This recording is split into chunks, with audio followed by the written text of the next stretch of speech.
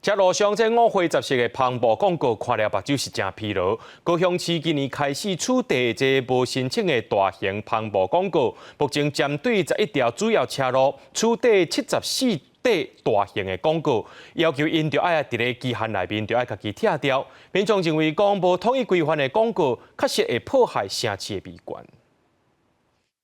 卖厝、招商要阁有活动的广告，高雄的街仔路定看到各种的磅礴广告。毋过即马挂伫咧市区主要道路、高速公路边仔的广告，若是无照规定申请，环保局已经开始处理。到8月底，因拢总处理74地违规的磅礴广告，其中有71地拢是租厝卖厝的广告。南亚机关黄少廷伫咧面册答问，即支干打拆租厝卖厝的广告是不是想要暗砍高雄经济发展无好的状况？它要有一定的规格，好，你不能挂个悬挂，会影响到市容，或者影响到交通，或者是脏乱维护的问题。南高商圈需要的不是让环保局拆掉租售的广告，而是透过强力的计划跟招商的作为，让我们的热闹的商圈成为南高雄最美的风景。面对议员的质疑，环保局长表示，处理违规的广告已经维持要2档，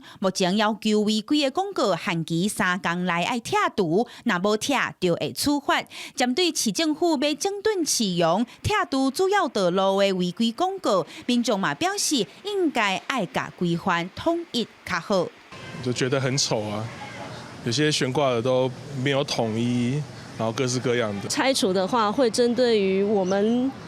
看整个这样市容，我会觉得会更好看。但是对于一些有需求的，不管是建设公司、建商，或者是一些有需求的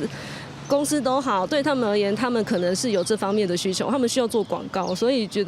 我觉得这个很难去界定。无照规定申请挂大型的租厝、卖厝或者是破损的广告，环保局会依法处理，违规是罚5000块到5万。若有挂广告的需求，民众一定爱提出申请。记者邱朝阳高雄报道。